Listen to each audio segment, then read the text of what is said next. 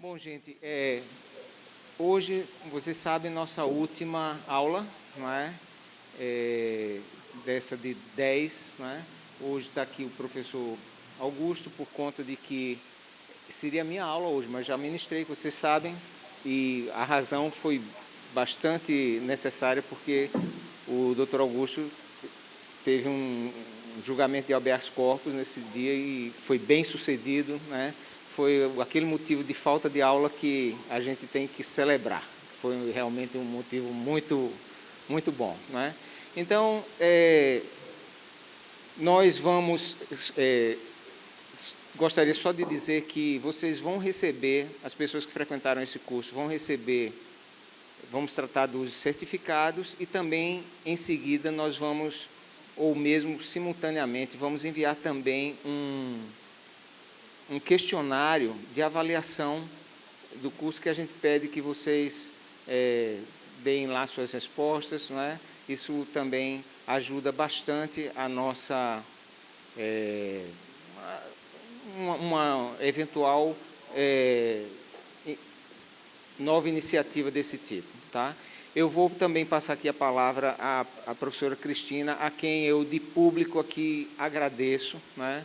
Porque, lógico, a gente trabalhou tudo muito junto, né? Mas foi uma parceria tão boa, né? Tão leve, aquele tipo de trabalho que a gente faz assim, e as coisas vão ocorrendo sem nenhum estresse. Então, eu quero aqui de público agradecer essa grande figura aqui, que é a Cristina, que, sem a qual esse trabalho não viria. Pessoal, boa noite, né? Boa noite a todos, todas aqui. A gente também, para praticamente falar as mesmas coisas que Policarpo, que é a nossa última aula, né? Que a gente fica muito feliz, né, de tê-los aqui conosco e que para a gente é muito importante que vocês nos deem esse retorno, né, por esse questionário, porque é a partir deles que a gente vai tentar avaliar outras propostas, o que a gente pode melhorar, né, e como que a gente pode continuar com esse trabalho de extensão, né, que é tão bacana e importante, tá? Então a gente pede muito a colaboração de todos vocês por isso, né? E agradecemos também, agradeço toda a equipe, o Policarpo é um fofo, vocês sabem disso, né? Por isso que ele fala todas essas coisas bonitinhas, né? Mas assim, ele foi o grande mentor deste curso, tá? Então, a gente só deu apoio mesmo, de fato, o curso, todo o mérito, né, de ter todos esses, todo esse encadeamento, etc., tem muito mais dele, né, do que de todos nós aqui, né? Nós somos apenas uma equipe de apoio e que estamos todos juntos e que também não aconteceria esse curso sem o apoio da ADUFEP, né? Com o que está aqui o professor Aldísio, que a gente vai pedir para ele dar uma palavrinha, tá ok?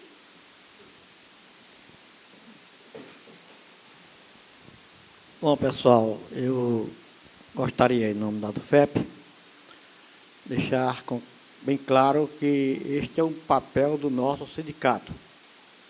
A crise política que vivenciamos neste momento no Brasil exige um constante debate de ideias, uma oportunidade que todos se expressem para ver qual é o caminho que nos une para sair dessa crise. E a ADUFEP jamais poderia deixar de estar presente na participação deste curso, e não só deste, mas já colocando-se à disposição do grupo que organizou este, para que nós estejamos juntos em outros cursos, que esse apenas está terminando. Mas a gente diz sempre o seguinte: bom mesmo é quando a gente termina um curso desta natureza, a gente já começa a planejar o próximo, para que a gente, muito mais rapidamente, estejamos aqui a discutir quais são os caminhos que nós teremos que seguir para mudar a conjuntura política do Brasil. Estejamos juntos na construção de um país justo, fraterno, solidário e democrático.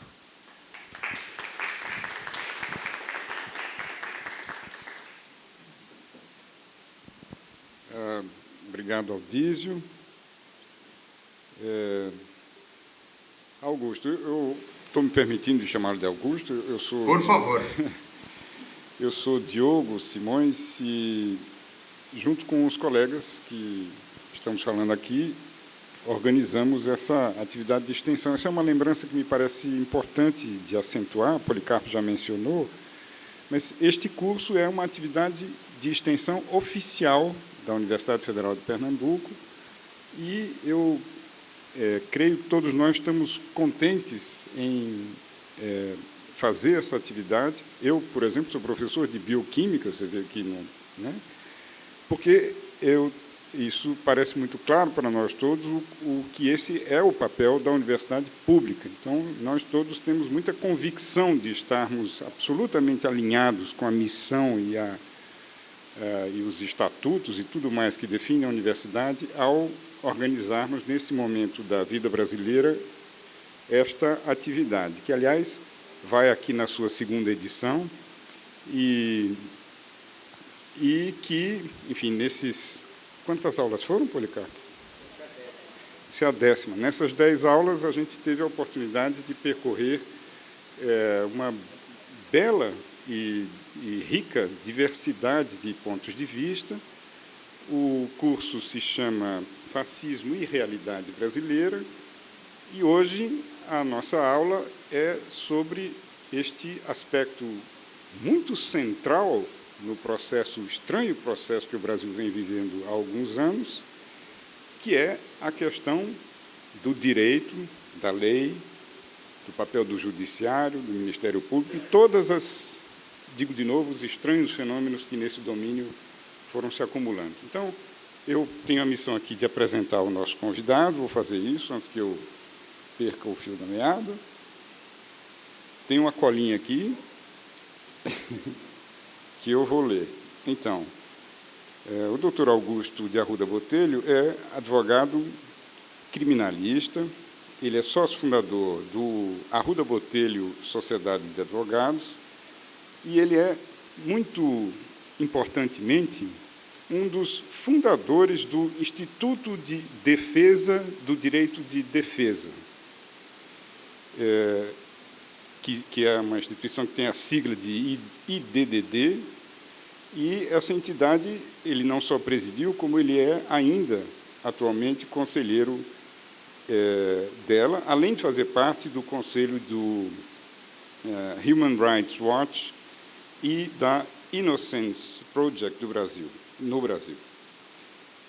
A experiência do Dr. Augusto Botelho é fundamentalmente na área criminal. Nós vimos, portanto, que ele teve esse sucesso que nos alegrou muitíssimo naquele dia, efetivamente, com relação ao habeas corpus concedido a Preta Ferreira. Mas, além disso, ele é pós-graduado em Direito Penal Econômico pela Universidade de Coimbra e em Direito Penal pela Universidade de Salamanca. E, além disso, ele é, atualmente, mestrando em Direito Penal Econômico na Faculdade de Direito da Fundação Getúlio Vargas. Então, sem mais delongas, doutor Augusto, muito obrigado novamente pela sua disposição. Eu vou dizer uma última coisa, que é a notícia que tivemos, e finalmente a minha sugestão de convidá-lo, veio de uma notável entrevista sua que eu vi, dada ao jornalista Bruno Torturra, e achei notável aquilo, portanto, é um registro que eu faço de partida. Obrigado. Muito obrigado, e com a palavra, por favor. Fico contente em saber... Obrigado.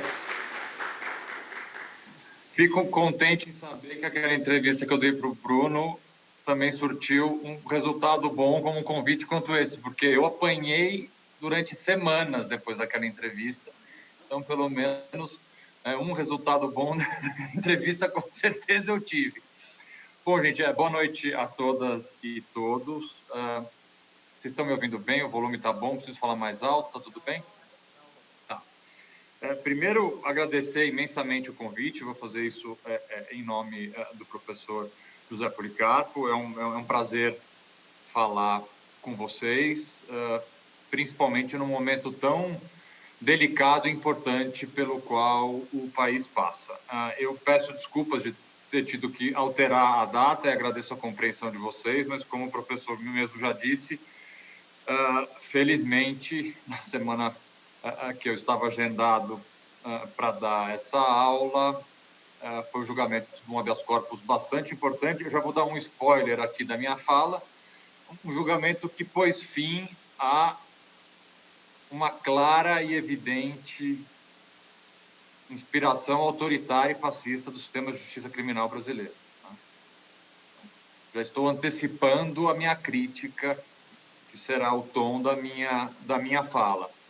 Mas depois de 108 dias de uma prisão totalmente injusta, a minha cliente, Preta Ferreira, foi colocada em liberdade, que é uma das lideranças mais importantes do movimento sem teto aqui em São Paulo, uma cidade que tem problemas gravíssimos de habitação. E a prisão dela, absolutamente legal, finalmente nós conseguimos revogá-la depois desse tempão todo, e foi justamente no dia que eu dava a minha aula. Eu fiquei até tarde da noite tentando soltá-la no mesmo dia, porque aqui, vocês entenderem um pouco como é que funciona a justiça criminal, primeiro é difícil você soltar alguém. Aí quando você consegue soltar alguém, é mais difícil ainda você fazer cumprir o alvará de soltura, porque, né, para prender é fácil, para soltar ninguém quer soltar. Então é um trabalhão danado. Eu queria inicialmente falar, assim, como a minha apresentação já diz bastante, meu brevíssimo currículo já expõe isso de forma bem transparente, eu não sou, nem tenho a pretensão de ser acadêmico, não sou professor de nada, no máximo, o que foi dito aí, um advogado criminalista. Eu atuo há 20 anos na advocacia criminal, tanto na advocacia criminal privada, quanto através de uma série de entidades que eu fundei, presidi, hoje em dia sou conselheiro, mas entidades todas elas voltadas à pauta ou de direitos humanos, ou especificamente o IDDD, que foi fundada por mim e por um grupo de advogados criminalistas em 2001, é uma entidade voltada especificamente ao sistema de justiça criminal. Então, tudo que eu vou falar para vocês aqui hoje, não esperem um tom professoral, nem muitas citações acadêmicas. O que eu pretendo trazer para vocês é o reflexo um pouco da prática e do que acontece no sistema de justiça criminal e os problemas que nós enfrentamos, obviamente, relacionados ao tema do curso de vocês. Para que isso fique um pouco mais dinâmico, gente, a minha fala deve ter aí por volta de 1 hora no máximo. Fiquem absolutamente à vontade para me interromper. Eu estou vendo todos vocês aí, só dá um oi que eu paro de falar. Vocês me perguntam, podem me perguntar, me interromper no meio da minha fala, tá? Vamos deixar isso dinâmico, eu não preciso fazer aqui um monólogo exclusivamente. Aí depois, obviamente, eu estou disponível para responder quaisquer dúvidas de vocês. Eu queria começar dizendo que o sistema penal e o direito penal, em qualquer uma das suas acepções, constitui uma manifestação clara de poder. Né? O direito penal, ele tem essa configuração, ele tem essa figura. O Figueiredo Dias, que é um jurista português que eu gosto bastante, ele costuma dizer que o direito penal é a expressão do poder punitivo do Estado na sua essência. É só você imaginar que o Estado prende alguém, retira de alguém a liberdade. Eu não consigo imaginar uma outra categoria. Eu não consigo imaginar um braço do Estado mais forte do que o sistema de justiça criminal. Foucault, e aqui eu vou ler um pequeno trecho de uma fala dele que eu acho extremamente feliz, diz o seguinte: o sistema penal é a forma em que o poder se manifesta de maneira mais manifesta. Prender alguém, mantê-lo na prisão, privá-lo de alimentação, de aquecimento, impedi-lo de sair, de fazer amor, é a manifestação mais delirante que se possa imaginar.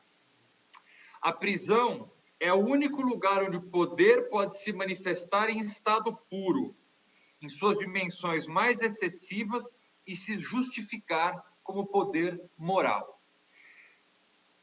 O direito penal, como eu disse inicialmente, é essa demonstração clara de como o Estado tem poder sobre nós, cidadãos.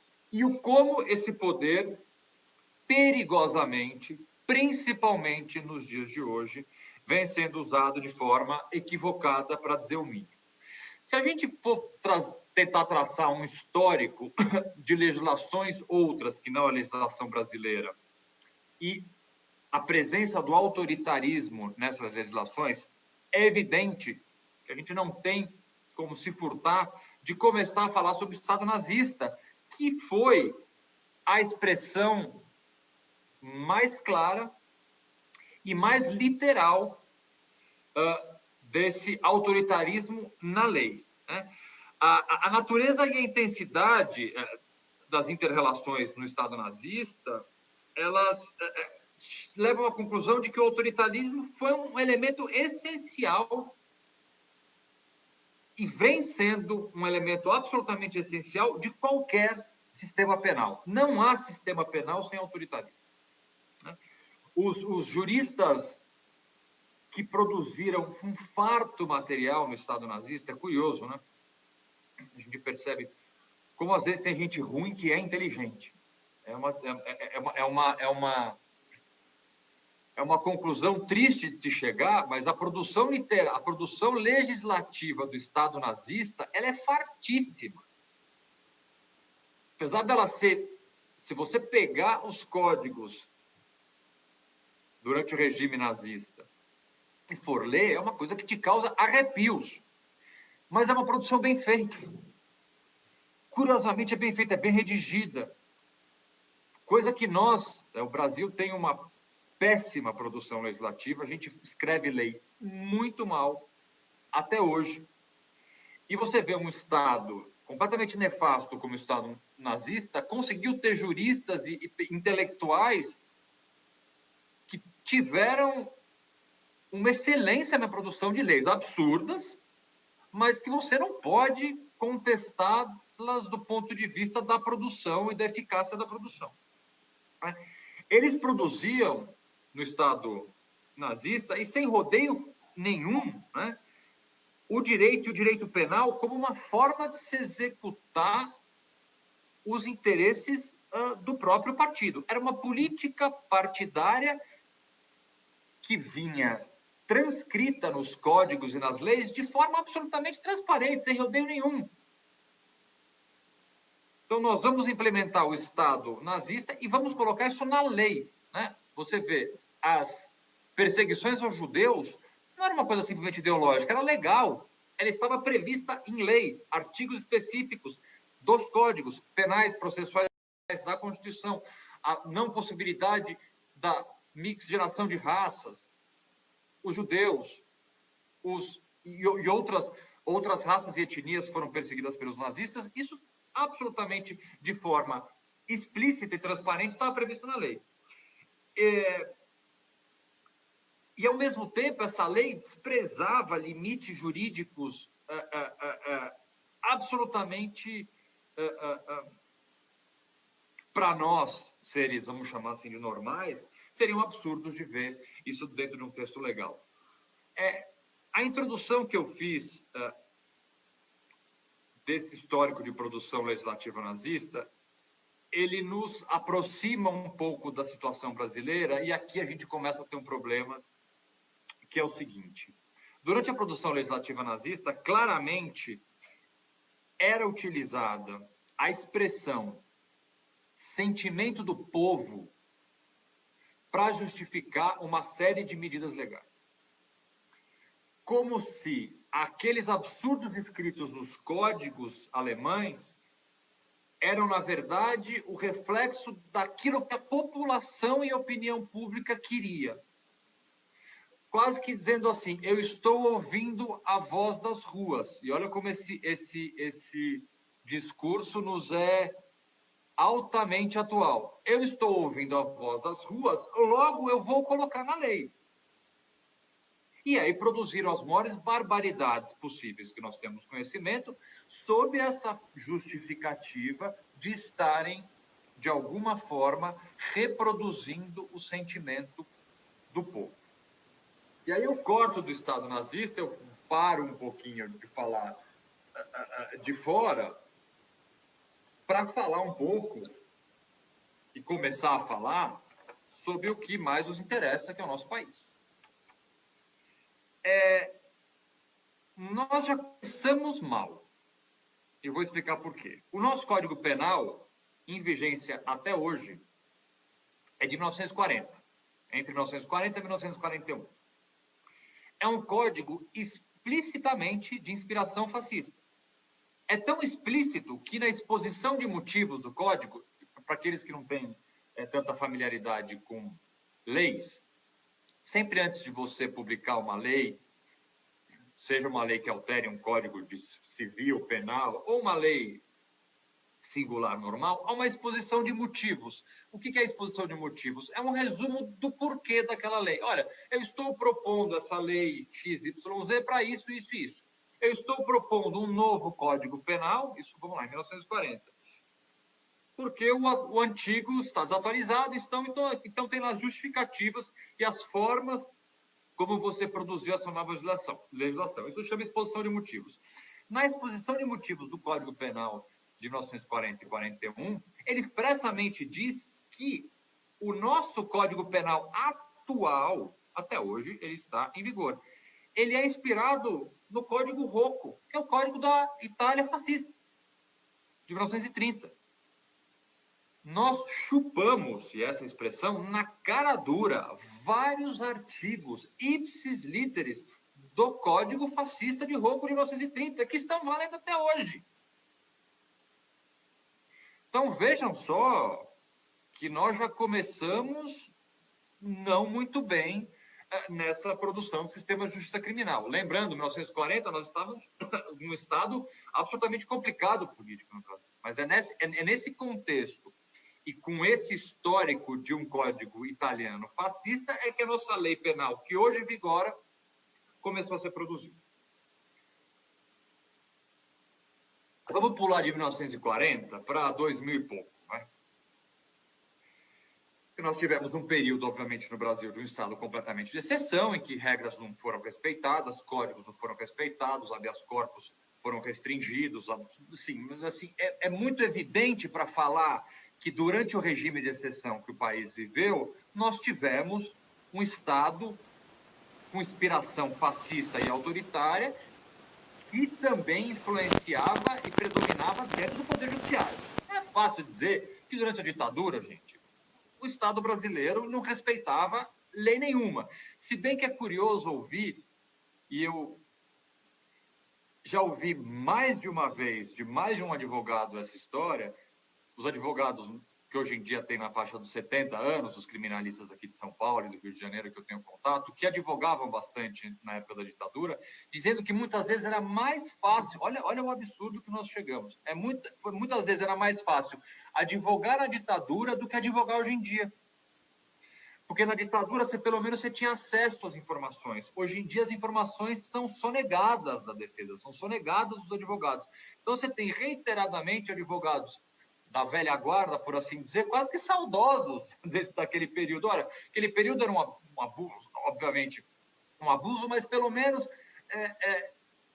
eu tinha acesso ao processo pelo qual meu cliente está sendo julgado. Óbvio que nós tínhamos um problema um pouco mais grave, que muitas pessoas eram julgadas sem processo nenhum, apenas sumárias, e eram assassinadas pelo Estado brasileiro. Mas aqueles que respondiam de fato a um processo, o tratamento com a defesa, esses advogados relatam, muitas vezes era muito mais digno, transparente e respeitoso do que é hoje. Mas assim, então vamos pular essa fase meio óbvia, esse período absolutamente triste que nosso país viveu, e vamos falar a partir de 1988. Eu queria ter essa conversa com vocês a partir da Constituição de 88, da Constituição Cidadã, que trouxe, sim, uma série de garantias e direitos fundamentais importantíssimos, bem escritos. A nossa Constituição, com todos os defeitos que ela tem, de prever, por exemplo, o Colégio Dom Pedro no Rio de Janeiro tem que ser federal e não estadual, aquelas besteiras que a nossa Constituição, não se sabe muito bem por que o nosso Constituinte resolveu incluir uma série de detalhes desnecessários dentro de uma Constituição, fazendo com que ela tenha a quantidade de artigos que a nossa Constituição tem.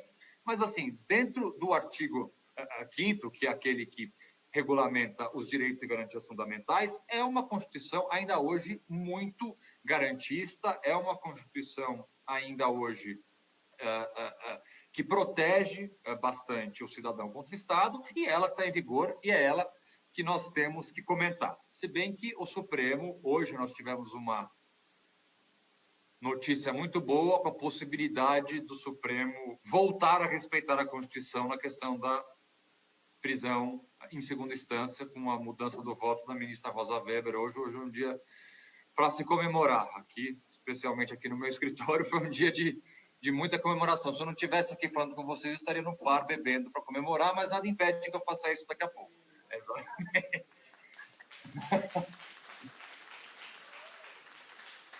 Mas, voltando um pouco, a nossa Constituição, eu queria começar a conversar com vocês a partir da Constituição de 88. Que, volto a dizer, é uma Constituição que protege, é uma Constituição vanguardista, mas é uma Constituição que vem sendo, principalmente nos últimos 10 anos, pisoteada, rasgada e desrespeitada. Justamente pelos órgãos que nós mais deveríamos nos segurar e ter certeza que seriam aqueles que nos protegeriam. Então, nós temos acompanhado por diversas vezes o Poder Judiciário, o Ministério Público, os tribunais superiores, desrespeitando a Constituição. Porque é fácil, gente, falar que a polícia desrespeita direitos e garantias fundamentais. É fácil, porque isso fica quase um senso comum. Mas quando a gente começa a falar que o Ministério Público, que é o fiscal da lei, não respeita a lei, que o Judiciário muitas vezes respeita a lei, e que os tribunais, os mais altos do nosso país, como o Supremo Tribunal Federal, também não respeita, a gente tem um problema. E eu queria começar a falar com vocês, e essa construção que eu quero tentar fazer é qual a origem desse problema, aonde nós erramos e o que a gente tem que fazer para melhorar. Então, assim, a construção da minha fala, ela apresenta o problema, eu sugiro a causa, e eu, sem querer ser profeta, eu proponho a solução. Porque eu acho que assim, o debate tem que ser feito dessa forma. A gente tem que ficar loucubrando e nem fazendo afirmações e falas que não têm uma conclusão. A gente precisa solucionar a questão. Então, gente, qual o primeiro... como é que eu diria? Qual a primeira impressão que se tem do sistema de justiça criminal hoje em dia no país? E qual a primeira característica, principalmente, da lei penal no nosso país? E por que que eu, tranquilamente, e aqui falando bastante até do título desse curso, por que que é uma lei autoritária? A gente pode falar isso tranquilamente. Por que que é uma lei com contornos fascistas? Porque é uma lei claramente pensada, é uma lei claramente elaborada numa situação de pânico. A gente chama isso, na literatura e na doutrina do direito penal, a legislação de pânico. O que significa isso e por que isso acontece? Nós temos índices de criminalidade assustadores, alarmantes. Aqui em São Paulo é assim, tenho certeza que em Pernambuco também, qualquer outro estado do país, vive índices alarmantes de violência. Nós nos sentimos inseguros, em casa, no trabalho, na rua. Os índices de criminalidade só aumentam. Apesar de que o Sérgio Moro fica no Twitter falando que os índices de criminalidade diminuíram, certamente é na estatística dele, que eu não sei de onde ele tira essas estatísticas, eu não sei se para vocês a criminalidade está diminuindo aí na casa de vocês. Aqui em São Paulo, certamente não está, mas quem sabe na casa do Sérgio Moro, não sei, está. Mas aqui eu não sinto isso. De qualquer forma, o que produz este momento difícil de insegurança na população? Produz um ambiente favorável para leis que só tenham como fundamento e utilidade ganhar voto. Então, basicamente é o seguinte. Vamos pensar aqui como eleitores, tá? Quem vocês acham que vai ter mais voto? Um sujeito candidato a deputado federal que vai chegar a dizer, olha, eu vou acabar com o crime, eu vou aumentar todas as penas, eu vou instituir a pena de morte no país e a prisão perpétua, isso vai resolver o nosso problema, ou um candidato que vai dizer o seguinte, gente, prender não adianta, nós prendemos muito e prendemos muito mal, e aumentar a pena não resolve absolutamente nada. Eu não consigo dar um exemplo para vocês de um crime cuja pena tenha sido aumentada e cuja incidência dele tenha diminuído. Logo, vamos parar com essa baboseira de aumentar a pena e prender mais gente, porque isso não funciona. Vamos pensar que, como eleitores, quem vai receber voto? O que vai propor a pena de morte e o aumento de penas, ou esse coitado isolado que vai dizer que prender mais não adianta? Eu não preciso nem responder, porque a resposta é meio óbvia. Então, surfando neste ambiente de insegurança e de aumento da criminalidade que a gente tem no país, a nossa legislação criminal, nos últimos 15 anos, ela é pautada exclusivamente no medo. O medo vem de lei. O medo elege pessoas. A gente não precisa nem dizer. Olha o nosso presidente. Vocês não acham que tem um componente de medo nos eleitores dele? Evidentemente que tem. Mas na produção legislativa criminal, isso é absolutamente inerente à produção legislativa, é a sensação de pânico que nós temos. E não há, por mais que eu e uma dezena de advogados do Brasil inteiro, por dezenas de vezes, em visitas, em audiências públicas que fizemos no Congresso Nacional, a gente mostre por A mais B que estudos absolutamente sérios, feitos por estudiosos do Brasil e de fora do Brasil, comprovam que aumento de pena não reduz criminalidade. Nós vemos no Brasil o quê? Tão somente leis penais voltadas para a repressão, voltadas para o aumento do poder punitivo do Estado, voltadas para fazer com que os presos cumpram mais tempo de pena, não consigam sair das cadeias. Então, nós só vemos um Estado cada vez mais repressor sob esse argumento falacioso de que aumentar a pena e de que criar novos crimes é a solução para o aumento da criminalidade. Este, então, é o primeiro carimbo do nosso sistema de justiça criminal. Uma produção legislativa baseada no medo. O segundo deles, que é um pouco mais recente, e eu costumo dizer, e já defendi isso, e já escrevi sobre o tema algumas vezes, que eu consigo delimitar, na minha opinião, um momento bem específico na nossa história que deu início à crise que o Poder Judiciário vive hoje. E o Poder Judiciário vive uma enorme crise. Para mim, essa crise começa com a TV Justiça. A TV Justiça é, para mim, o início do maior problema que nós temos hoje, que é um reality show do Poder Judiciário. Hoje, o Poder Judiciário ele é quase que uma série de televisão. Eu tenho uma tia, isso é verdade, não é? Tenho uma tia chamada Tia Lia. Eu cito ela sempre em palestras. Eu espero que ela nunca ouça uma palestra minha, porque ela vai ficar muito chateada. Porque não, já falei dela mais de uma vez. Que a minha tia Lia, ela esperava as fases da Operação Lava Jato como ela esperava o capítulo da novela. Se não tinha Lava Jato na sexta-feira, ela ficava brava. Ela acordava de manhã, como não teve Lava Jato essa semana? O que eu vou falar no WhatsApp com minhas amigas? As pessoas passaram a acompanhar operações da Polícia Federal e a Justiça Criminal como quem acompanha uma novela, como quem acompanha hoje em dia um jogo de futebol. Nós temos torcida. Se vocês pegarem hoje no julgamento da prisão em segunda instância, nós temos claramente no país duas torcidas.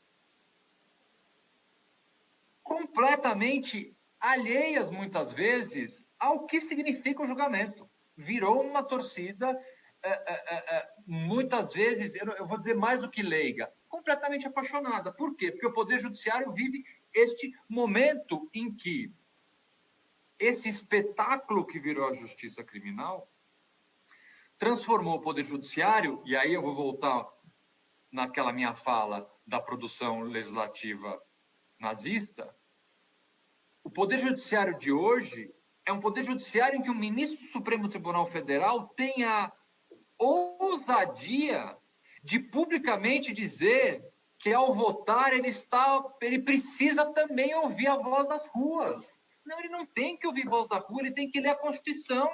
É isso que o ministro do Supremo faz. Ele é o guardião da Constituição. Ele não é o zelador do grupo de WhatsApp. Ele não é o administrador do grupo de WhatsApp.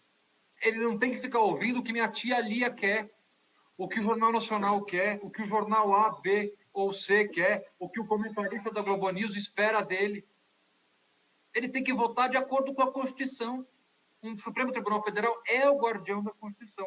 Mas diante desse espetáculo que se virou a justiça criminal, e o sistema de justiça criminal, hoje em dia faz uma enorme diferença, e eu entendo um pouco isso, porque ministros, juízes, procuradores da República, promotores de justiça, são pessoas como nós. Eu prefiro muito mais ser aplaudido numa pizzaria no domingo do que ser vaiado. O ministro do Supremo também. Tem ministro que hoje em dia não pode sair na rua. Então eu entendo que, de alguma forma, o ambiente e a opinião pública não é que interfira no seu julgamento, mas, de alguma forma, paute uma forma ou outra de você se portar. Mas o que nós temos hoje é uma coisa completamente diferente. E isso, volto a dizer, volto um pouquinho para o início, começa com a TV Justiça. A partir do momento em que os julgamentos do Supremo Tribunal Federal passaram a ser televisionados ao vivo, gente, o Brasil é o único país do mundo em que isso existe. Não há outro país do mundo em que julgamentos do Supremo são transmitidos ao vivo. A gente tem, obviamente, em outros países, julgamentos são filmados, editados, etc. Mas do jeito como a gente faz ao vivo, não existe. Mais grave do que isso, se a gente pegar e depois da TV Justiça, eu acho que o grande momento de transição que acabou fazendo que a gente chegasse no que a gente tem hoje é o julgamento do Mensalão. O julgamento do Mensalão, eu acho que é um marco extremamente importante no nosso judiciário. Por quê? Porque os votos do Supremo Tribunal Federal começaram a ser transmitidos, já eram transmitidos, só que transmitidos pela TV Justiça. Quem assistia a TV Justiça? Eu e meia dúzia. Ninguém. No Mensalão, o julgamento do Mensalão era transmitido ao vivo pela Globo News. Vocês acompanharam, vocês se lembram. E aí o que acontece, gente? Os ministros passaram a ser conhecidos pelo rosto.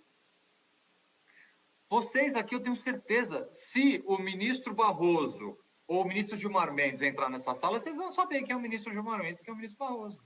Se você pegar um cidadão francês instruído, um cidadão alemão absolutamente culto, que conheça, que esteja nessa mesma sala de vocês, numa Universidade Federal, e entrar 5 ministros da Suprema Corte francesa ou alemã na sala, eles não vão fazer a menor ideia de quem é.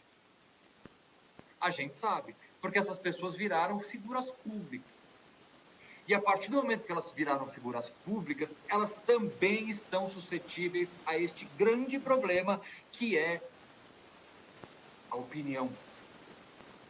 E a opinião pública, assim como no momento de votar, não vai votar naquele deputado federal que fala que uma lei criminal boa é uma lei criminal que ressocialize, é uma lei criminal que prende efetivamente só quem tem que estar preso. Essa pessoa é essa mesma pessoa que vai olhar um julgamento do Supremo e falar, não, está errado. Como assim vai soltar essa pessoa? E com o advento, gente, hoje, das redes sociais, e principalmente o WhatsApp, ele tem uma influência, bom, se tem uma influência na eleição americana, imagine que não tem uma influência no Supremo Tribunal Federal. E a disseminação completa de fake news faz com que os ministros, desembargadores, juízes de primeira instância, todo o poder judiciário, hoje em dia, se encontre refém de uma pseudo-vontade do povo.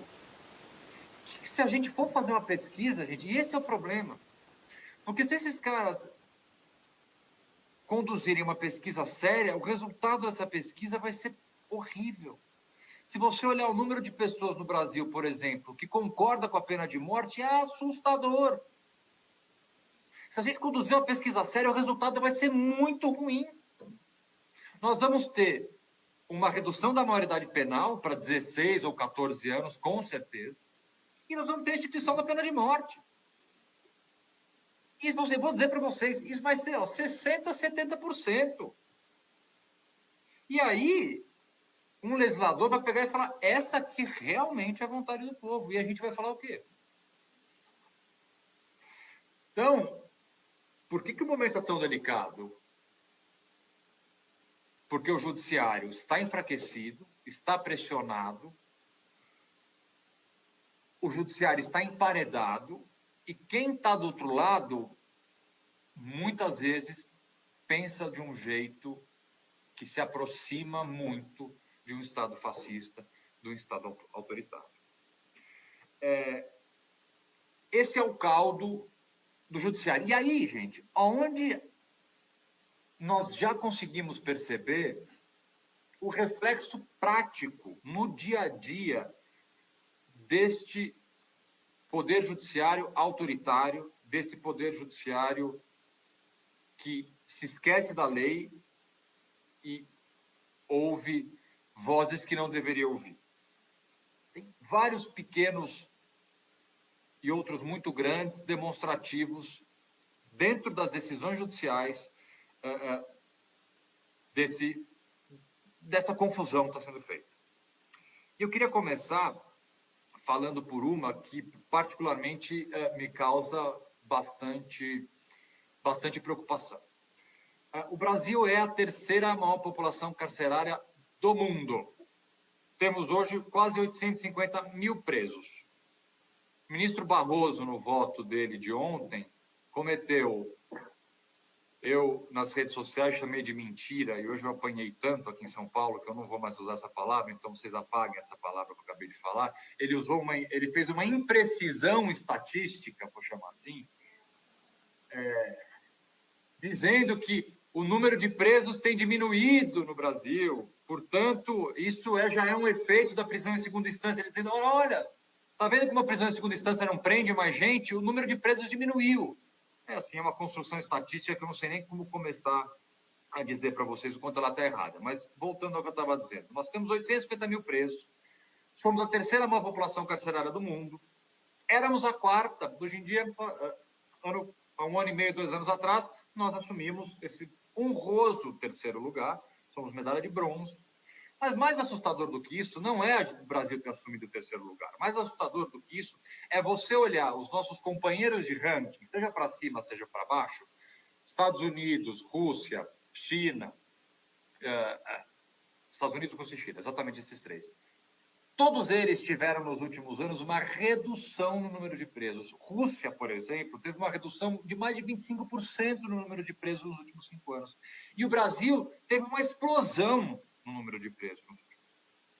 Então, mais do que o terceiro lugar, enquanto a nossa população carcerária só sobe, a dos nossos companheiros de ranking só diminui.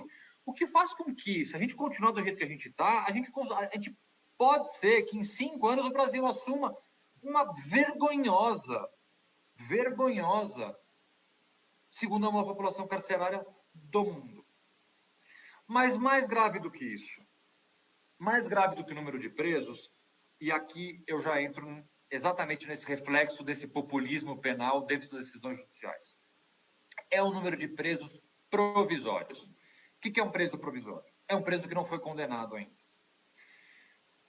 Da nossa população carcerária, e esse número é absolutamente recente, ele é deste ano, e falar deste ano em estatística no Brasil é uma coisa muito, muito recente, porque o Brasil, dá mais em números voltados para o sistema penitenciário, nós não somos muito, como dizer, regulares nessa divulgação de números. Mas esse número bastante recente desse ano nos mostra que 40% dos presos, ou seja, de 850 mil pessoas, aproximadamente 300, quase 400 mil pessoas, estão presas sem terem sido condenadas. Gente, qual a leitura que a gente pode fazer disso? Desses 400 mil, a gente pode ter dezenas de milhares de inocentes presos. Porque se a pessoa não está condenada ainda, ela é presumidamente inocente.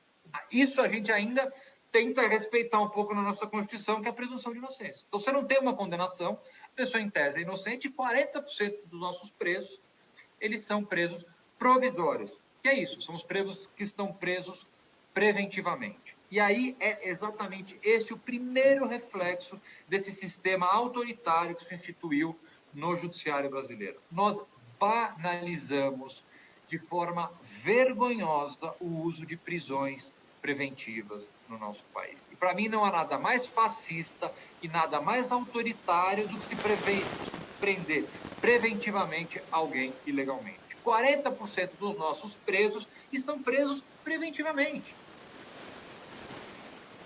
Esse número é tão assustador, que faz com que o Brasil seja vergonhosamente citado em todos os relatórios de entidades de direitos humanos no mundo inteiro, e especificamente em relação a esse número de presos provisórios. Por que no Brasil virou fácil se prender preventivamente antes de uma condenação? Por quê? Porque a população pede. É o que o Datena na televisão pede. O Datena vocês conhecem, né? É o que qualquer jornal desses que você espreme o jornal e sai sangue do jornal pede. Ele pede prisão a qualquer custo, não importa se a pessoa foi condenada, se a pessoa pode ser inocente, não importa. A prisão é a resposta para absolutamente tudo, principalmente essa prisão imediata, que é aquela que falsamente causa uma sensação de segurança. Então é aquela coisa, o crime aconteceu, e principalmente em crimes de grande repercussão. O crime aconteceu hoje, ai de você se não tiver uma pessoa presa amanhã, não importa quem.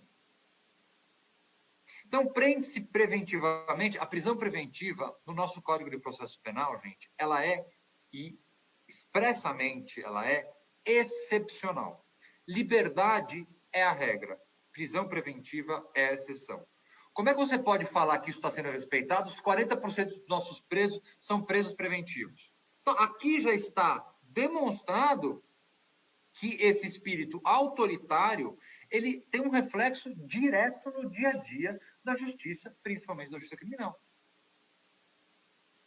Se fazem uso dessa exceção, e ela hoje em dia virou uma completa regra. O ministro Marco Aurélio, no Supremo Tribunal Federal, é um dos maiores defensores dessa necessária liberdade e da excepcionalidade da prisão preventiva. Mas ela é aplicada por juízes de primeira instância todos os dias, em franco desrespeito à lei.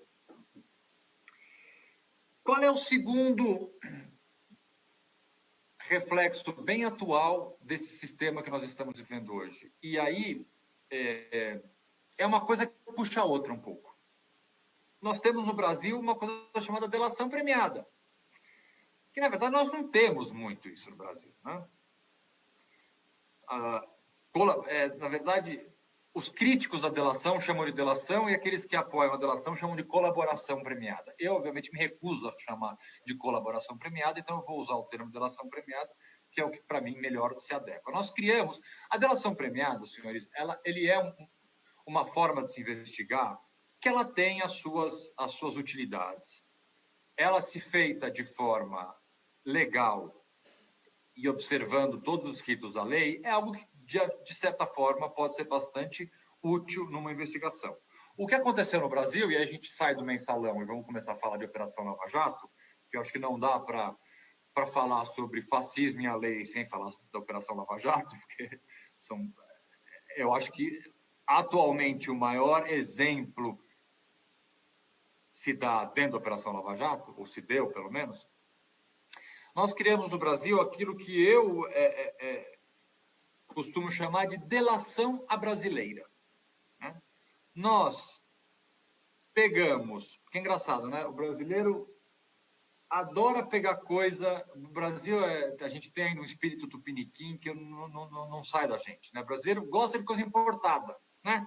que adora coisa americana, então o brasileiro adora americano. Mas em vez de importar as coisas boas, sei lá, um hambúrguer bom, hambúrguer, daqui a pouco eu vou lembrar do Eduardo Bolsonaro lá fazendo hambúrguer. Mas em vez de importar as coisas interessantes de fora, a gente importa porcaria.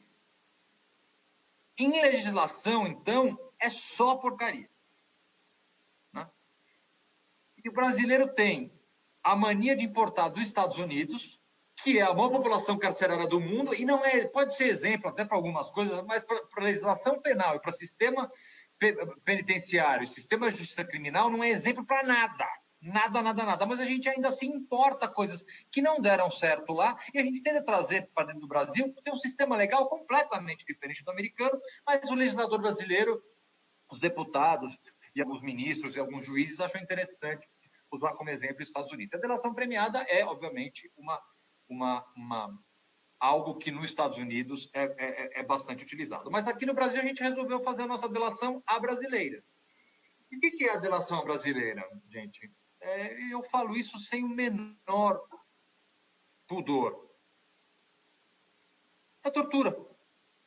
Como são obtidas as delações? Vamos pegar as delações na Lava Jato. Fazendo uso daquilo que eu disse agora para vocês, que é uma prisão preventiva ilegal, então o que se fez? Começou a se prender ilegalmente esses grandes empresários, prisões sem qualquer necessidade, prisões ao arrepio da lei, quando não conduções coercitivas, né? Agora pelo menos isso a gente não... O Supremo deu um basta e condução coercitiva a gente não tem mais. Mas condução coercitiva é como se fosse uma prisão. Alguém chegar na sua casa 6 da manhã falando, entra no camburão e vai prestar um depoimento, é tão grave quanto ficar preso. Esse expediente da justiça de se decretar prisões preventivas ilegais fez com que a delação premiada virasse uma regra.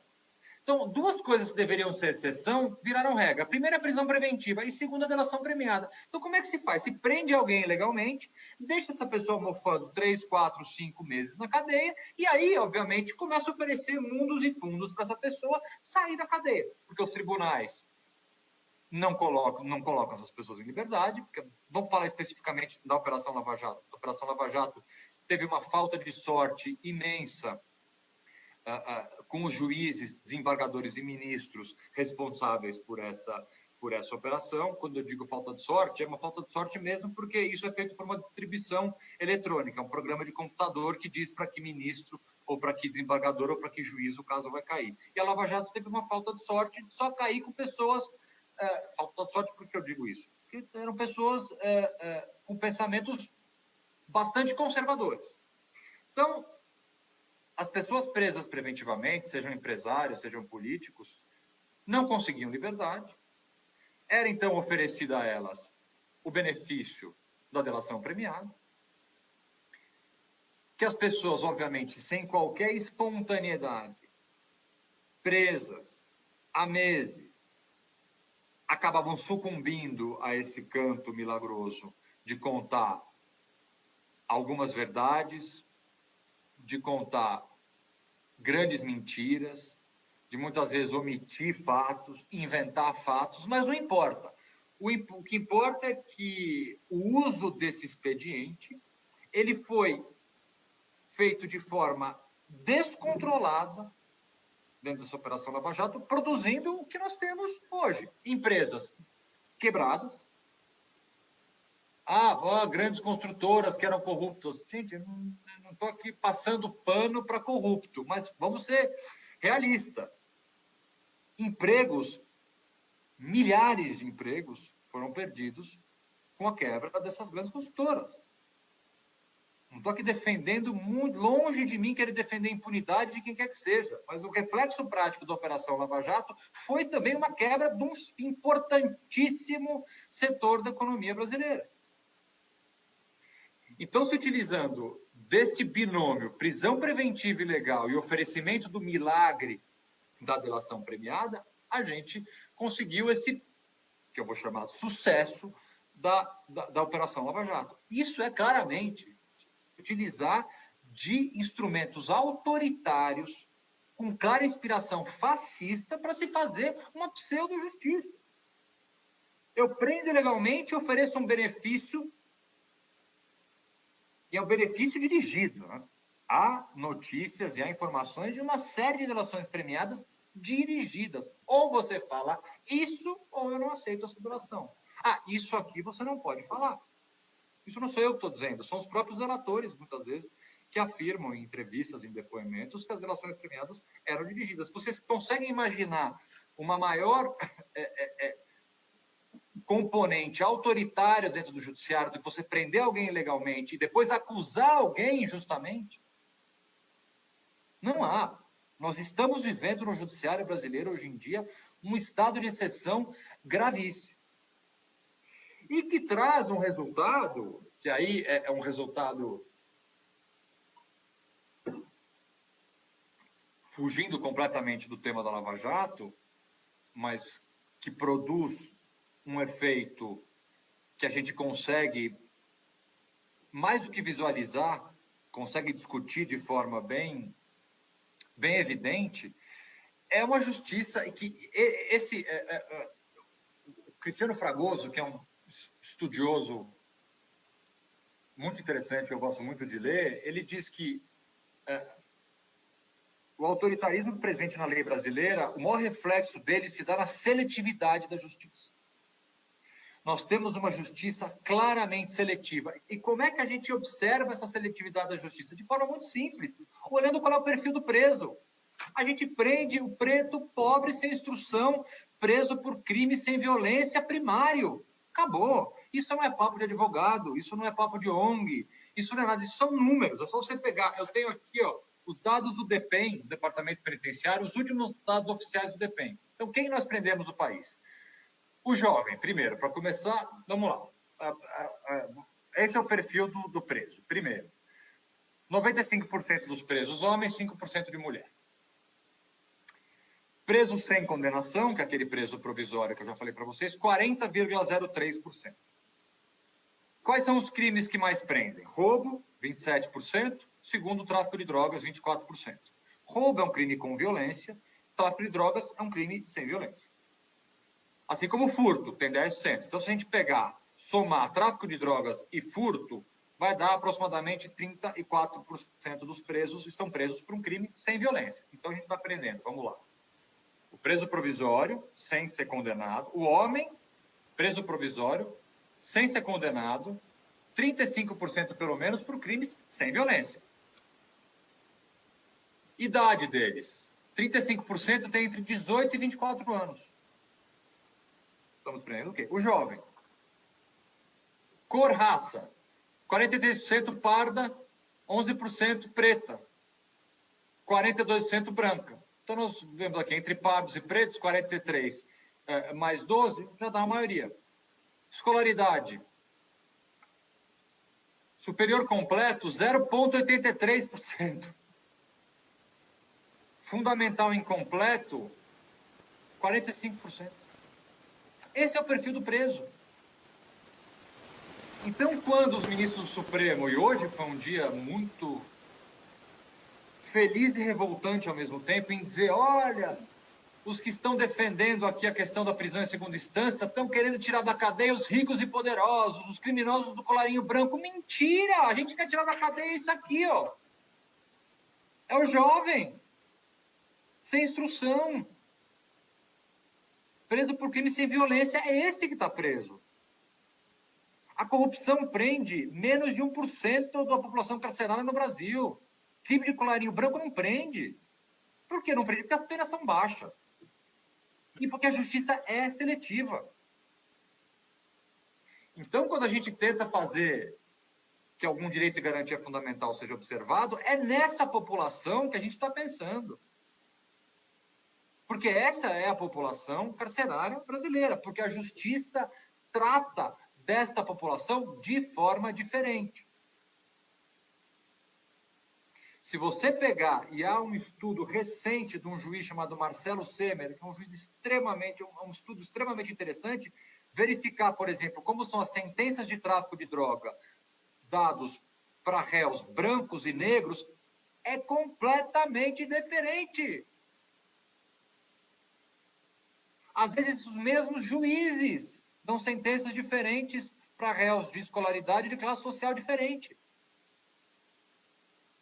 Então, a justiça, propositalmente ou não, seleciona o preso que ela quer. E aí chega numa questão que, para mim, é uma das mais caras.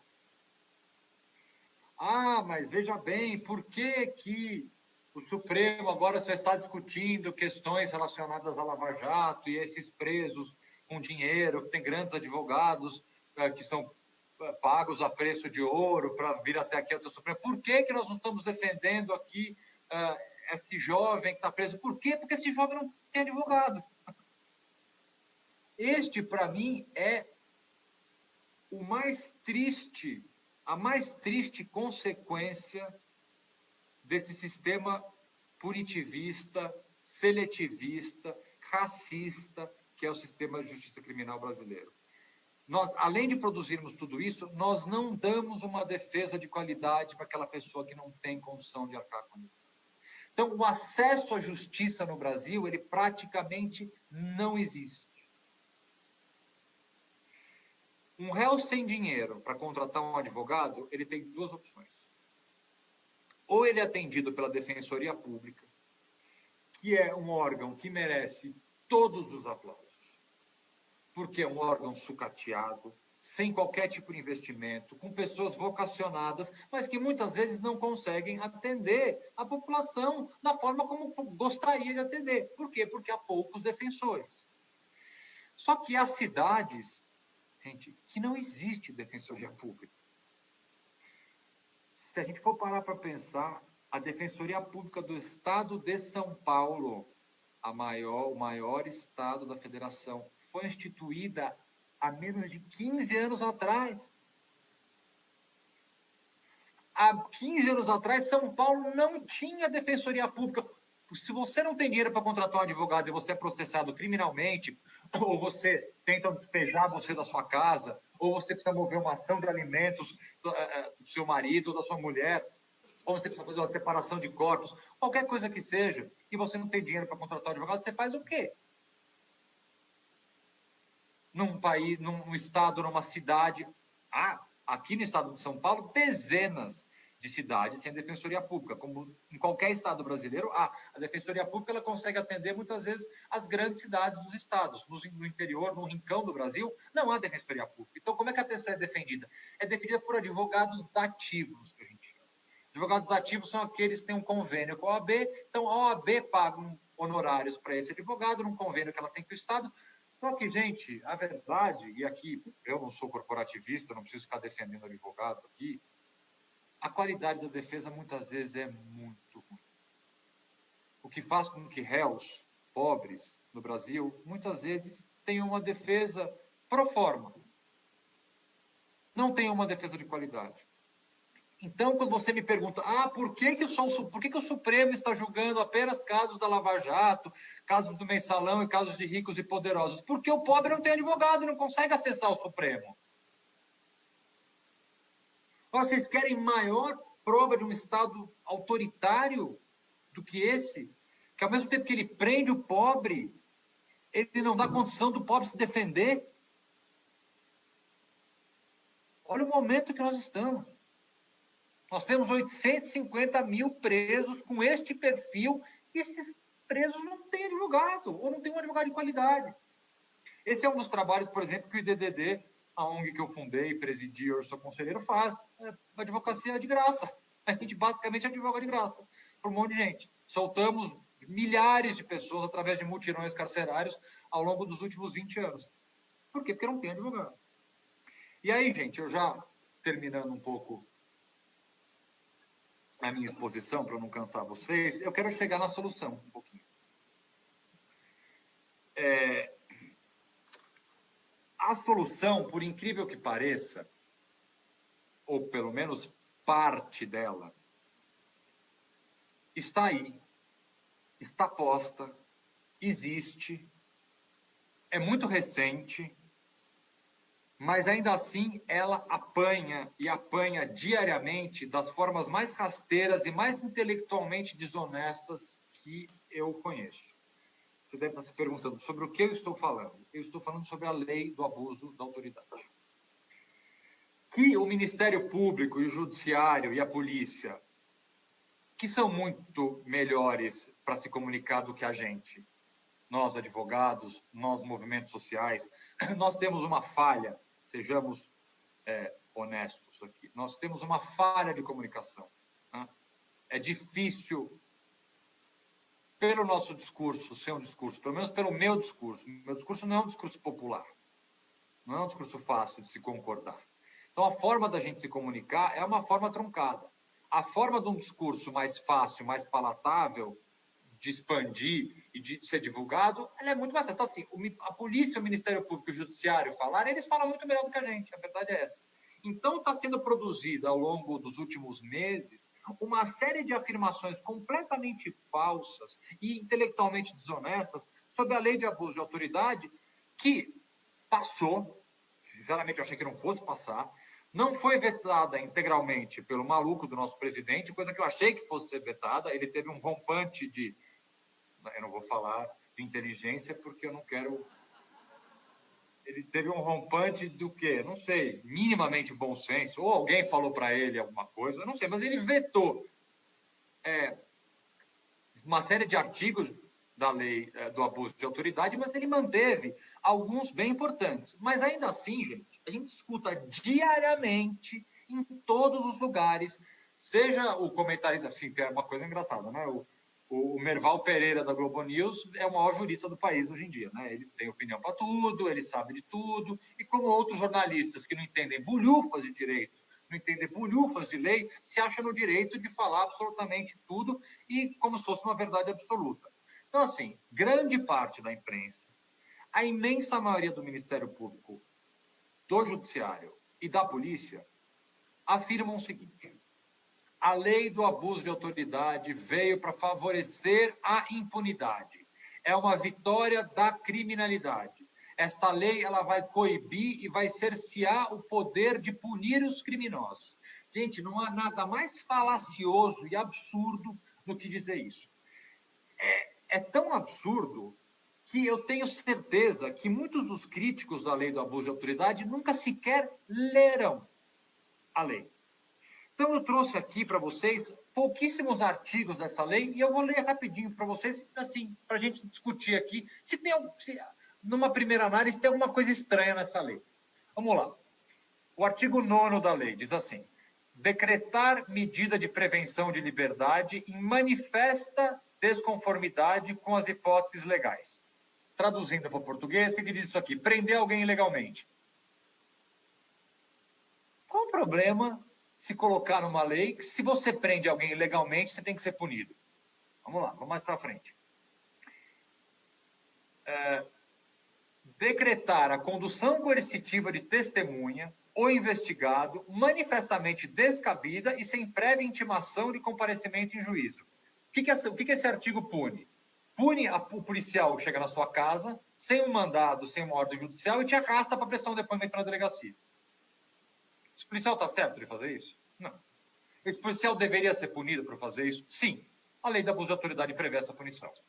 Vamos mais um outro artigo, artigo 13. Constranger o preso ou detento mediante violência, grave ameaça ou redução da sua capacidade de resistência a exibir ou ter seu corpo ou parte dele exibido à curiosidade pública. Para que serve isso? Para aquela mania horrível da imprensa brasileira de prender alguém, levantar a cabeça dela para deixar ela em todos os jornais para ele poder ser fotografado. Essa lei está punindo quem? A autoridade policial que propositalmente, mediante violência ou grave ameaça, expõe um preso indevidamente. Onde é que está o erro disso aqui? Onde está o erro de se punir uma pessoa, uma autoridade pública que faz isso? Artigo 20. Impedir a entrevista pessoal de um preso com seu advogado. Gente, o que tem de errado nesse artigo? Por que um policial, por que um promotor e por que um juiz não tem que ser punidos se eles impedirem a entrevista pessoal e reservada de uma pessoa que está presa com seu advogado? Aí tem esse, o 30º, o último artigo que eu vou ler para vocês. Dar início ou proceder à persecução penal sem justa causa ou contra quem sabe inocente. O que diz esse artigo aqui? É proibido e você vai ser punido processar alguém que você sabe que é inocente. Onde está o erro disso? Onde está o grande abuso? Onde está o grande fomento, incentivo à impunidade? Você punir autoridades que... E aí é uma coisa que a gente... Aqui é uma construção que a gente precisa começar a entender. A lei do abuso de autoridade, gente, ela só pune autoridades que violam algum artigo dessas leis dolosamente. O que significa isso? Significa que, para um juiz, para um promotor ou para um policial, para eles serem punidos pela lei de abuso de autoridade, eles precisam ter, com a intenção específica de, por exemplo, decretar uma prisão ilegal, fazer isso. Então, não é aquela coisa que os promotores no Twitter, Facebook, eles adoram falar: agora não poderei mais decretar prisões porque tenho medo da lei de abuso de autoridade. Mentira! Caras de pau! A lei só pune se você sabidamente faz isso de forma ilegal. A lei não pune o erro. A lei não pune a interpretação diferente. Se você acha que essa pessoa tem que ser presa, só que eu não acho, a lei não vai punir você. A lei vai punir a autoridade que, com a intenção dolosa de prender alguém ilegalmente, faça essa prisão. E agora eu pergunto para vocês, uma autoridade que prende alguém, ou que, por exemplo, esse era o artigo 30, uma autoridade que processa alguém criminalmente, sabendo que essa pessoa é inocente, não tem que ser punida? Óbvio que tem. Então, qual é o problema da lei do abuso de autoridade? E mais, além das condutas da lei necessariamente terem que ser condutas com a intenção de praticar esses crimes, é a coisa que eu acho mais engraçada, e essa daqui eu já tive uma tanta briga com o juiz, promotor, e eu participei de um debate sobre a lei de abuso de autoridade outro dia, que eu tive que sair quase que pela porta de trás ali, que iam me jogar a latinha de... não era nem de cerveja, era um copo d'água na cara. Eu fiz a seguinte provocação, eu falei: eu não sei qual é o medo que vocês têm, juízes, policiais e promotores da lei de abuso de autoridade, porque, ao fim e ao cabo, quem vai julgar vocês são juízes e promotores. Então, qual é o medo que vocês têm? Se vocês não fizerem nada de errado, se vocês prenderem alguém legalmente, se vocês processarem alguém legalmente, eles não têm do que temer. E mesmo assim, se vamos imaginar, olha, injustamente vocês forem acusados por algum artigo da lei do crime, da lei do abuso de autoridade, tudo bem. Você não vai ser julgado pelo Zé da esquina. Você não vai ser julgado por um tribunal de exceção. Você não vai ser julgado por advogados. Você vai ser julgado por seus colegas. São juízes e promotores, exatamente como vocês, que vão te julgar. Então, na verdade, dizer que a lei do abuso de autoridade ela vai fomentar a criminalidade, ela vai aumentar a impunidade, ela vai coibir a ação de juízes, é dizer que o judiciário não confia no próprio judiciário. Olha que loucura! É dizer, eu não confio em promotores, porque promotores vão me acusar ilegalmente. Eu não confio em juízes, porque eu vou ser condenado. Eu não confio em policiais, porque policiais vão me levar sem uma ordem judicial. Gente, é um completo contrassenso. Mas a forma inteligente como esses grupos conseguem transmitir a imagem, ela chega para a gente justamente com isso. Hoje, a lei do abuso de autoridade, ao invés de ser a solução para algum dos nossos problemas, como, por exemplo, os juízes vão estar mais cautelosos no momento de se decretar uma prisão preventiva. E tem que estar mais cautelosos. Por quê? Porque eles decretam prisões preventivas muito mal. Então, a lei do abuso de autoridade, eu volto a dizer, não é a solução para tudo, mas é o começo de uma mudança, ou pelo menos de uma maior cautela dentro do Poder Judiciário. Então, a gente não pode deixar que essa falácia e esse discurso fácil de que a lei do abuso de autoridade ela veio para aumentar a impunidade, vingar. Não, ela veio para corrigir um problema. Ela veio para corrigir um problema e para tentar começar a transformar o sistema de justiça criminal no Brasil algo minimamente humano, minimamente justo para todos nós. Gente, muitíssimo obrigado pela atenção de todos vocês. Por aqui eu já encerro a minha fala e estou aberto para quaisquer perguntas que vocês têm.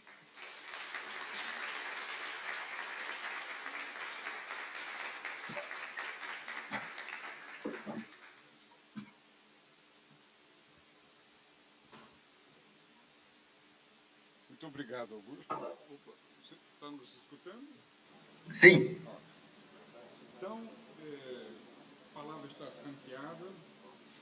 Quem quiser, por favor, se aproxime para usar esse microfone aqui, de maneira que o Augusto possa nos escutar. Quem se habilita?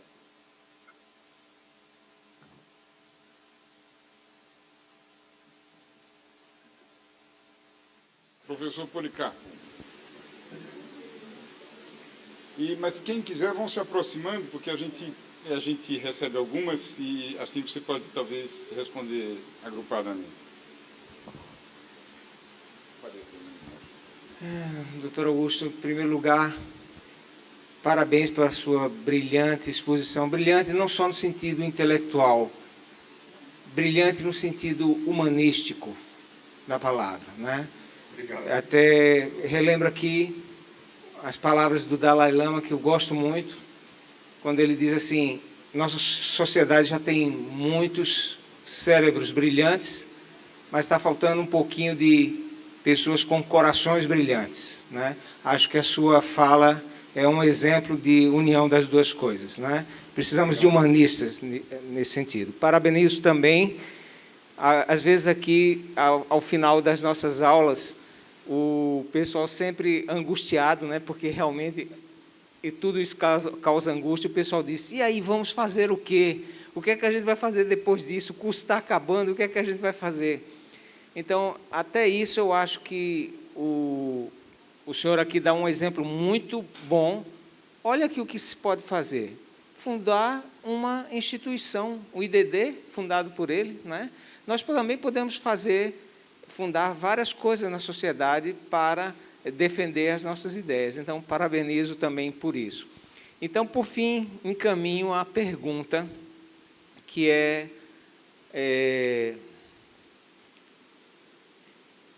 sendo direto. Eu sei que o senhor pode fazer as mediações. Eu não vou fazer as mediações porque vai ficar longo, mas eu sei que o senhor pode fazer as mediações. Nomeação de ministro do Supremo.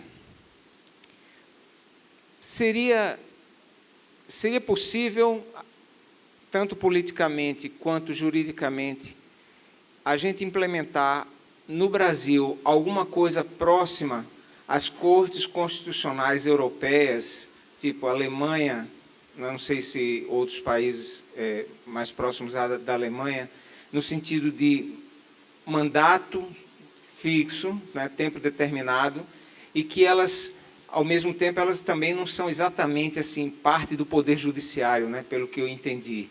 Elas são uma coisa assim acima dos poderes, que pode desfazer atos de quaisquer um dos poderes, não é? Mas as pessoas são composição por mandato, por tempo determinado. Isso ajudaria o nosso quadro? Vamos lá. Mais alguém? Antes de você começar, só para ver se mais alguém se habilita claro. aqui. Você quer falar? Pronto. Professora Cristina, só mais uma. Augusto, parabéns, também foi excelente. Sua Obrigado. fala, a gente gostou bastante. Eu queria, mais uma dúvida, né? E também queria saber a sua opinião. A TV Justiça, ela começa quando, né? Se você sabe a data, e a serviço de quem? A quem interessa? Essa história é boa. Te conto. Vamos lá. Posso começar? Claro, isso, pode começar. Com relação às indicações de ministros do Supremo. Gente, o Brasil tem uma forma de indicar ministros que é mais uma das nossas jabuticabas, né? Ninguém faz da forma como a gente faz. É uma forma que claramente não está mais correta. Eu acho que a gente não tem como, até por ter um sistema de justiça completamente diferente do sistema americano. Não sei se vocês sabem, mas nos Estados Unidos, metade dos juízes são eleitos, né? Há eleições para juízes. inclusive ministros. Ou seja, imagine se a gente for ter eleição aqui no Brasil, do jeito que o brasileiro ultimamente não tem votado muito bem, imagino que não poderia acontecer. Mas a forma como a composição do Supremo Tribunal Federal é feita no país é uma forma que hoje em dia se mostra completamente equivocada. Acho que sim, uma limitação temporal no mandato dos ministros é algo que precisava ser feito. Vamos imaginar o seguinte, gente. O ministro Alexandre de Moraes, por exemplo, que é um ministro jovem, o ministro Toffoli, que é um ministro jovem, eles vão ficar no Supremo pelo menos por mais 20 anos. Porque ministro Supremo só sai quando se aposenta. Ou um impeachment, coisa que praticamente não existe de ministro Supremo. Então, é um tempo muito longo. Eu sim sou favorável a se reduzir até um limite máximo de permanência no ministro. Sou favorável à modificação da forma de indicação. Sou favorável a uma redução da competência do Supremo Tribunal Federal, para que esse tribunal seja realmente um guardião de grandes causas constitucionais. E, agora, falando um pouco de nomeações de ministros, gente, vamos pensar o seguinte: eu estou vendo uma colega ali com a camiseta do presidente Lula. O presidente Lula que nomeou uma série de ministros e só nomeou porcaria, assim, com pouquíssimo, assim, alguns ministros, poucos, muito bons, mas assim, e eu, particularmente, estava bem próximo. Eu trabalhei muitos anos com o Márcio Tomás Bastos, foi ministro foi ministro da Justiça do presidente Lula, e foi ele, doutor Márcio, responsável por nomear alguns ministros do Supremo, e nomeações essas que hoje em dia a gente percebe que foram nomeações que eu pelo menos discordo. Eu respeito, obviamente, a figura e as pessoas e a história de todos os ministros, mas são ministros que não votam da forma como eu acho que um ministro deveria votar. Então, além do formato das nomeações ser um formato complicado, as escolhas, apesar de extremamente bem intencionadas, não deram certo, não vem dando certo, tá? Com relação à segunda pergunta, que é da TV Justiça, essa é TV Justiça, ela aparece no início dos anos 2000, e eu pesquisando até para dar uma palestra, a história da TV Justiça, eu descobri uma coisa que pouquíssimas pessoas sabiam disso, e quando eu fui contar isso numa primeira palestra, e era uma palestra em Brasília, com vários jornalistas, as pessoas até acharam que eu estava errado, e depois foram pesquisar. Quem faz o projeto de lei para instituir a TV Justiça é um deputado federal chamado Chiquinho Feitosa, que vem a ser irmão de uma pessoa chamada Guiomar Feitosa, que vem a ser esposa do ministro Gilmar Mendes. Olha só como o mundo é pequeno. Então, quem criou a TV Justiça foi o cunhado do ministro Gilmar Mendes, que teve um grande apoio. A TV Justiça, a lei, ela foi promulgada propositalmente num momento em que assumiu a presidência da República o ministro Marco Aurélio, que era o presidente do Supremo à época, e por uma ausência do presidente Lula e do vice numa viagem oficial, quem assumiu a presidência foi o ministro Marco Aurélio. Então aproveitaram o fato de ser um ministro, não é que foi uma sacanagem, isso foi meio que uma... já que vamos promulgar a TV Justiça, nada melhor do que fazer isso enquanto o ministro do Supremo esteja no cargo. Então quem assina a lei da TV Justiça, quem promulga a lei, na verdade, é o ministro Marco Aurélio, enquanto presidente interino. Então, assim, são pequenas curiosidades do nosso país, mas mal saber, eu nunca conversei nem com o ministro Gilmar Mendes, nem com o ministro Marco Aurélio sobre isso, mas eu tenho certeza que hoje eles se arrependem, mas assim, profundamente, de terem instituído isso lá nos idos dos anos 2000.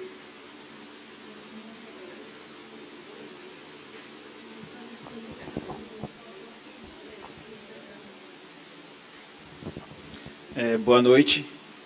Boa noite, doutor Gustavo. Desculpa, Augusto.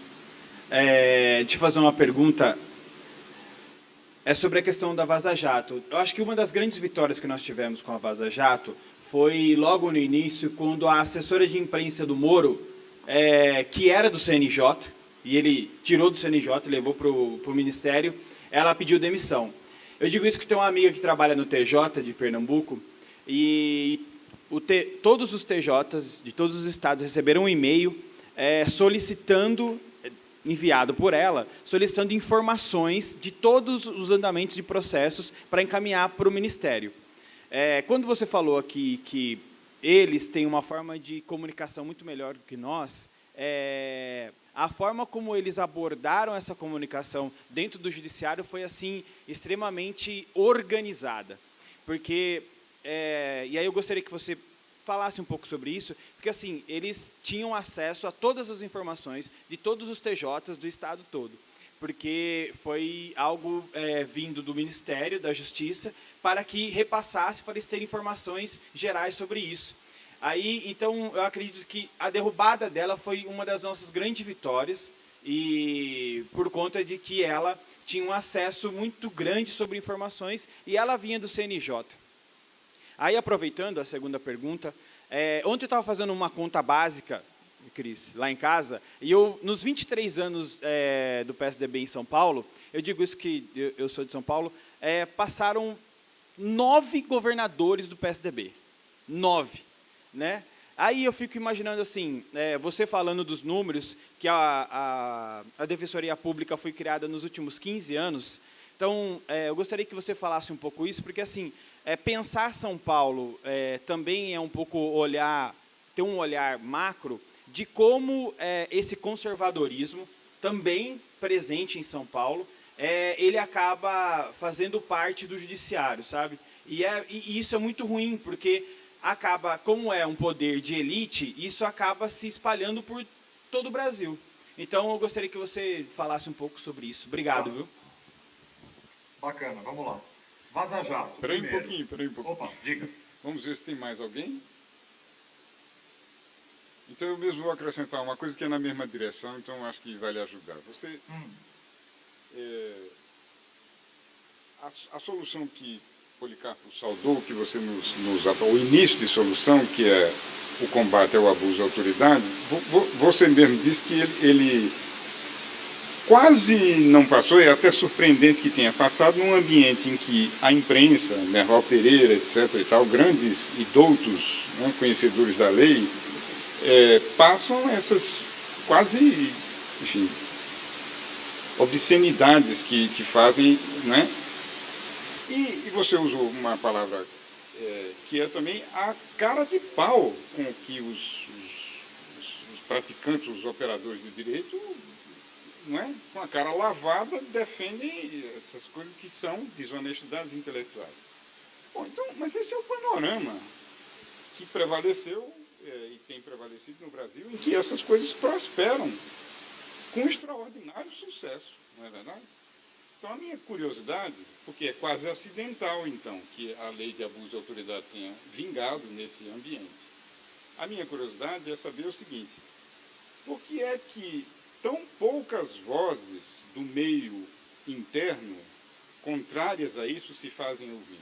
Quer dizer, não tem, sei lá, promotores em número suficiente no Ministério Público que enfim, discordam disso? Por que é tão raro aparecer alguém dissonante nesse contexto? Mesmo alguém dotado, supostamente, de proteção, de autonomia e tudo mais. Vamos lá, começando pela Vaza Jato. A gente tem que fazer uma observação aqui, não é hipócrita da minha parte, mas eu acho importante deixar isso claro. Eu acho que a gente tem que coibir, ou pelo menos deixar claro que as informações obtidas pelo hacker foram obtidas de forma ilegal. Acho que isso não diminui, não macula e não torna menos verdadeira os absurdos completos que a gente pôde ler e ainda vai ler muito ainda, contidos nas conversas entre os procuradores, entre o Sérgio Moro, entre etc, etc. Foi obtido através de um crime? Foi, a pessoa está presa e vai responder ao processo. Acabou. Vamos virar essa página. Vamos parar com a utilização desse argumento como uma muleta. Ah, não vou falar sobre dados obtidos criminosamente. O hacker está preso, gente. Vamos virar essa página. Número 2, as conversas são assustadoras, são ilegais, são imorais, são profanas, muitas vezes enojam, né? E vão produzir resultados práticos nos processos da Lava Jato, sim. A gente não pode achar que, porque não produziu até agora algo muito evidente, não vai se produzir no futuro. A justiça tem o seu próprio timing, tem a sua tramitação, processos demoram para andar. Então, acho que nós ainda ouviremos muito sobre a Vaza Jato, nós ainda colheremos frutos das ilegalidades que foram praticados no curso da Operação Lava Jato. E eu acho que sim, esse primeiro momento... Acho que o primeiro momento da Vaza Jato, ele serve de exemplo e ele serve de farol para muita coisa, né? Primeiro que no começo ficou aquela coisa, eu nego que a conversa é minha, depois eu assumo que a conversa é minha. Cada hora, né, o Moro e os procuradores falavam uma coisa. E aí o assessor, aí caía o assessor do CNJ. Então, eu acho que a Vaza Jato tem um papel extremamente relevante, apesar desse material ter sido obtido com a prática de um crime, eu acho que não diminui, não inviabiliza a utilização dele, mas de demonstrar as entranhas desse poder paralelo que se formou entre Ministério Público e juiz. Não dá para se relativizar a relação espúria, a relação ilegal que foi feita entre Ministério Público e Justiça. Isso não existe em lugar nenhum, em processo nenhum. Eu nunca, em 20 anos de advocacia, troquei um WhatsApp com juiz nenhum que estivesse em caso. E eu só fico de vários juízes. Vários. Isso não existe. E tem até advogado, isso me dá uma raiva. Tem advogado que fala, não tem problema nenhum nessas conversas. Me mostre uma conversa tua com o juiz no WhatsApp que eu rasgo a minha OAB. Abro uma pousada em Jericoacoara, largo a advocacia. Não existe esse tipo de conversa. Não existe. Então, a Vaza Jato tem uma importância gigantesca. Em relação a São Paulo, os governos do PSDB e o conservadorismo de São Paulo. Vamos lá. São Paulo é realmente governado pelo PSDB quase que há séculos. Eu como um paulistano, que nasci e vivo a minha vida inteira aqui, acho que o PSDB está aqui desde que eu nasci, porque é impressionante. Eles não saem, eles não perdem uma eleição aqui em São Paulo. E produzem uma política de segurança pública completamente fracassada. Completamente fracassada. A Polícia de São Paulo mata, não prende e a criminalidade só aumenta. Mas o que eu queria falar, que eu tenho que contar uma história rapidinha aqui, que é muito interessante, que eu acho que mostra bem o que é o judiciário paulista e o que o judiciário paulista acha que ele é, que é uma coisa muito bacana. Há uns 8 anos atrás, mais ou menos, um grande estudioso da GV, da Fundação Getúlio Vargas, no Rio de Janeiro, chamado Thiago Bottino, ele fez uma pesquisa mostrando que o número de habeas corpus no STJ tinha explodido, tinha quintuplicado o número de habeas corpus. E a Justiça de o STJ dizia que esse número de habeas corpus excessivos eles tinha ocorrido em razão da criação da Defensoria Pública de São Paulo. Agora a gente tem a Defensoria Pública, estão recorrendo mais, a Defensoria Pública está entulhando o STJ de habeas corpus. Então esse Thiago Bottino foi fazer uma pesquisa. E ele descobriu que realmente mais de 50%, quase 60% dos habeas corpus do STJ vinham de São Paulo. Vinham do estado de São Paulo. E ele foi começar a olhar habeas corpus por habeas corpus. E ele chegou a uma simples conclusão. Olha, não é que a Defensoria Pública de São Paulo entra com muito habeas corpus. É que o Tribunal de Justiça de São Paulo não se adequa à jurisprudência dos tribunais superiores. Ou seja, se o STJ fala, por exemplo, que a associação para o tráfico de drogas não é um crime hediondo, por exemplo, isso é uma súmula do STJ, é uma decisão pacificada no STJ. O Tribunal de São Paulo não entende dessa forma.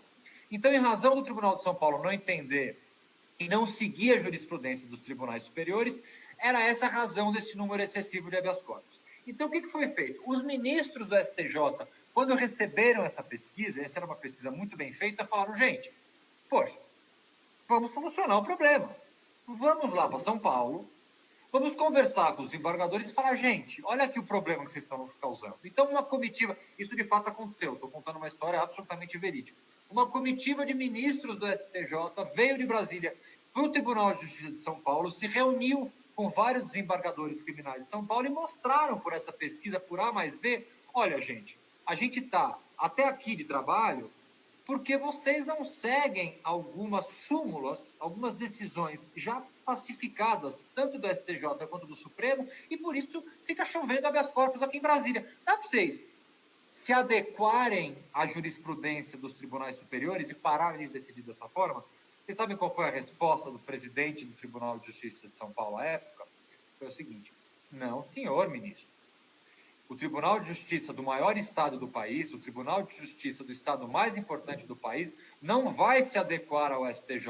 Vocês é que têm que se adequar a gente.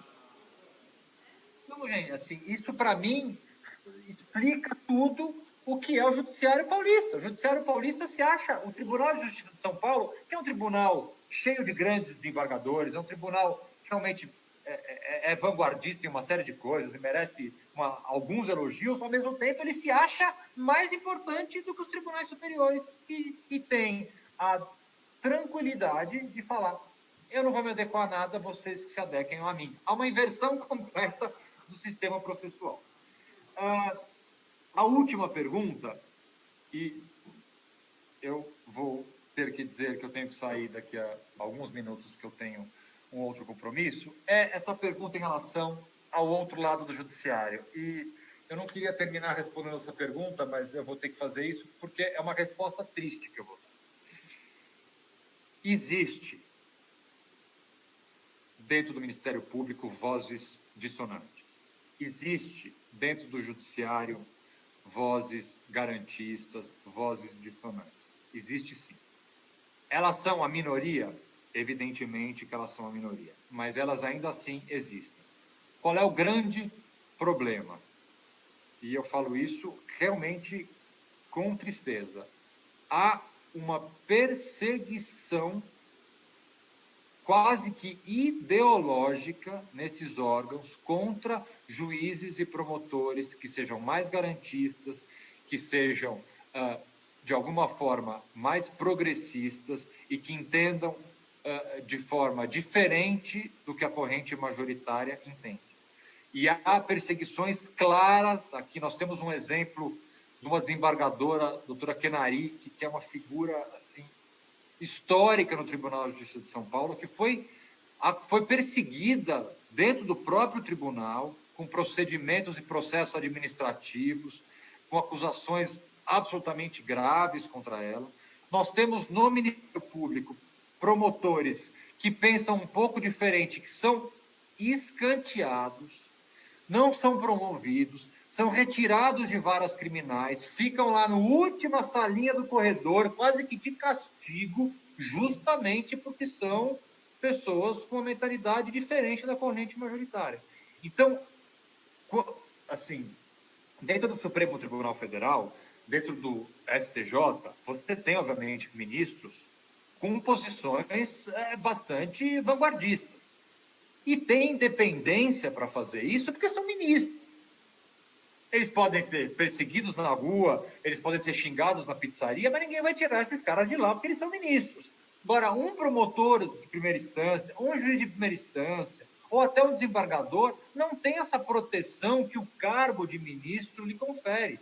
Então, essas pessoas que se posicionam... Olha, eu tive uma notícia anteontem. Tem um juiz chamado João Marcos Fux, é um juiz de execução penal de Joinville, em Santa Catarina. Um baita de um juiz, um cara super bacana, corregedor dos presídios. Ele fazendo uma visita a um presídio de Joinville, ele verificou uma série de abusos dentro de uma cela que presos haviam sofrido. Ele entregou o celular dele para um dos presos, para que esse preso pudesse fotografar as condições da cela para que ele pudesse usar essas fotografias num processo administrativo. Esse juiz foi afastado anteontem por causa disso. Então, gente, essas vozes existem, mas elas são minoritárias e quando elas tentam se insurgir, infelizmente, o que acontece é essa perseguição. Infelizmente.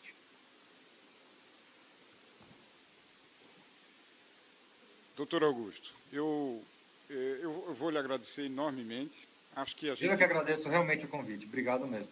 Embora com essa nota de tristeza final, mas, enfim, ela é, por outro lado, esclarecedora também e ela, não é, contribui para que saímos daqui tendo uma visão muito mais, acho, realista do que temos pela frente.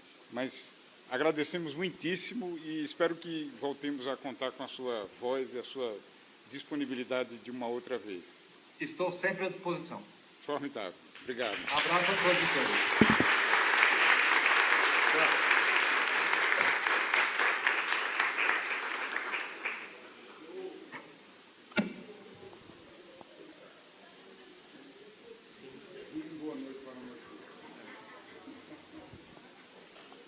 Bom, gente,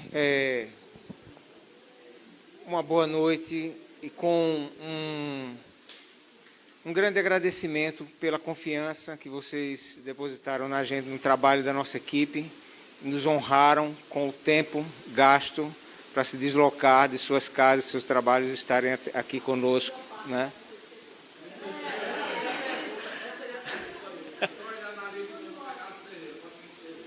Tá bom, tá bom. Não, a gente vai mandar nesse questionário, tem o local também que vocês podem também sugerir eventuais outras atividades que a gente possa fazer. Em nome de todos que trabalharam aqui, nosso muito obrigado por vocês estarem conosco esses 10 dias aqui, certo? Acho que uma salva de palmas para... Queria já... Quem merece uma salva de palmas, realmente eu peço aí que todos façam isso e se virem para eles. São aqueles funcionários que nos apoiaram aqui todas essas noites. Muito obrigado.